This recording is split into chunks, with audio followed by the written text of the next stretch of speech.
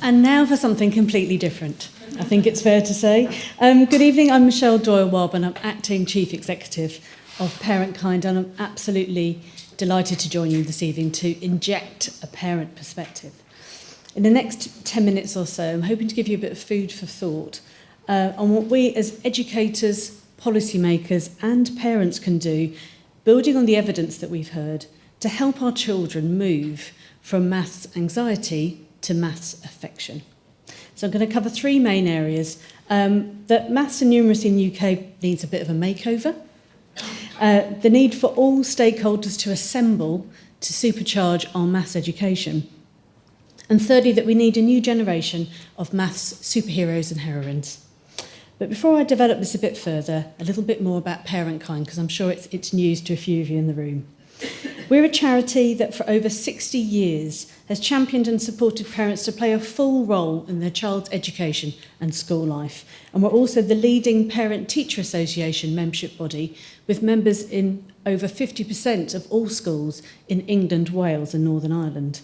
And additionally, we provide training and best practice for teachers, school leaders, other staff and governors in how to work well with parents. So if you wish to learn more, you can clearly get in touch with us. So why do I think that maths and numeracy needs a bit of a makeover? Maths is the most popular A-level taken by pupils wishing to continue their studies at university, which may lead one to think that we don't have anything to worry about.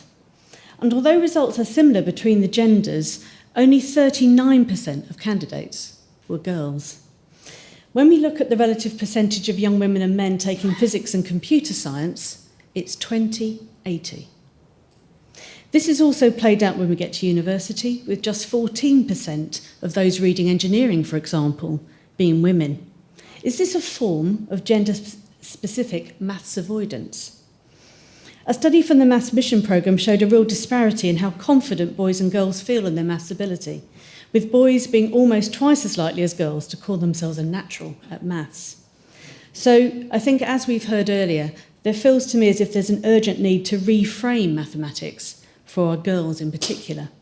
And if this was not compelling enough, of course, the well-worn stat around OECD ranking the UK teenagers as 27th out of 72 countries in mathematics in the latest PISA scores. So I wonder, is our peculiar and somewhat schizophrenic view of maths contributing to these findings? It seems acceptable in this country to say that we're bad at maths, something that is much less likely to be expressed about reading and writing. Rycroft, Smith and Macy also theorised in this article that kids seem to think it's cool to say they hate maths, when they actually don't really feel that at all. So perhaps we can learn from some of the improvements in reading and literacy and apply these to maths to turn this situation around. If you look at examples of international and national days for literacy and for numeracy, I think it paints a picture. We see that such initiatives started much earlier for literacy than for maths, as far back as 1966. Maths is only just catching up, but these green shoots are promising. And although there are still challenges in this area, action to improve literacy is now embedded in our culture as a priority. In my view, this was in part due to clear messaging and support to encourage parents to read with their children every day and to become reading volunteers in school. Is it time to do the same for maths? Is it time for a new UK campaign that brings together all the players to make this happen? This campaign also, as we've heard, clearly needs to support teachers who are not immune to feeling anxious around maths and who may be inadvertently transmitting this to their students, as we've just heard from David and Tom. And of course, this campaign needs to harness the power of parents to support their children's learning of maths, and the University of Chicago's research found to prevent this lack of confidence in maths and problems being contagious. When it comes to how well a child does at school, parents really do matter. This research is unequivocal and we see it every day in our schools. Last week saw the publication of a report from the Institution of Engineering and Technology, which some of you might have seen, and this concluded that parents dissuaded their children from taking STEM subjects. Clearly, I would disagree with any take that demonises parents. However, the institution is right in saying that a parent's confidence and enthusiasm can rub off on their children. Therefore, in our brave new world, we need to develop an infrastructure that demystifies how maths is taught, that provides simple ways for parents to support at home and to build their own confidence if needed. So, what do parents tell us about maths? So, at Parentkind, we do polling and surveys all the time, so we thought we'd do a quick and dirty poll. And it does match, I think, the Ipsos results very closely, which is interesting. So, we had about 70% of parents telling us they had a positive experience of maths at school themselves and felt confident with doing everyday maths. They said nearly 75% actually told us that their children enjoy maths, which of course means that 1 in 4 children do not. 1 in 4. Astonishing, isn't it? And around half believe that children share their view of maths, whether positive or negative, but a third disagreed. 2/3 feel confident in helping their children with school maths.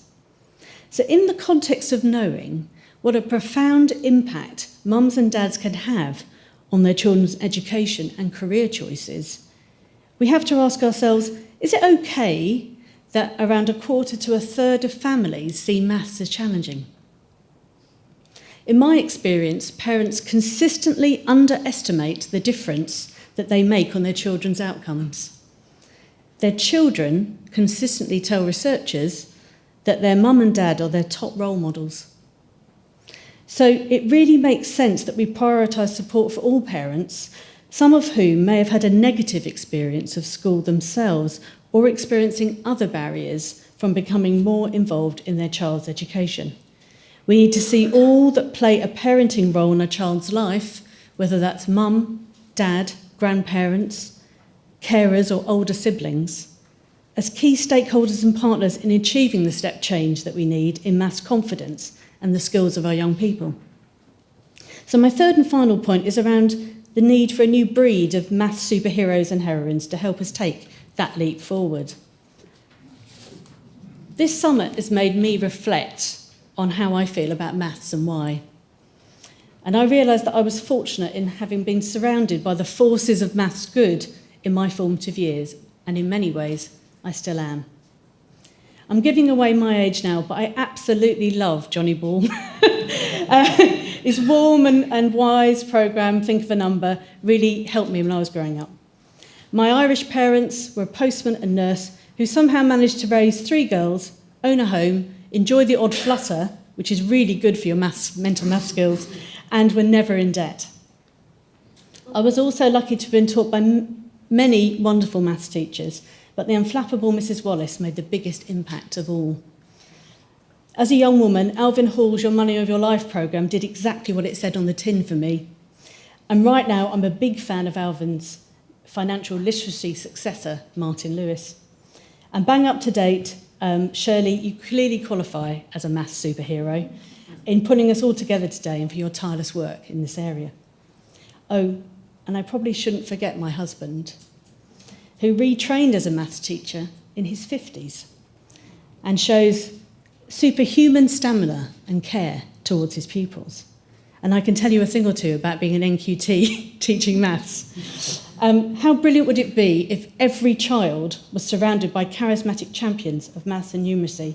And I have to apologise to Celia that I didn't see Fun and Games because I was pretty busy being a teenager at the time. But I will look you up on YouTube.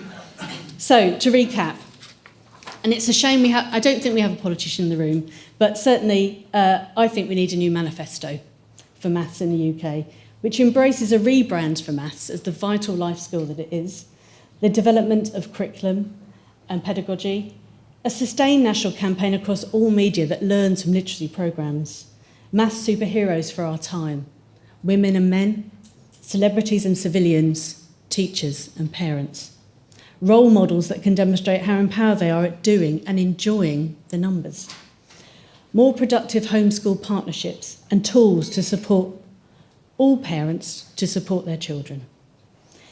On the tools front, we're trying to play our part at Parentkind by providing a wide range of guidance and resources to help parents support their children at home and at school. And we're particularly focused on helping parents and children be school ready as they start reception and Year 7, key transitional phases.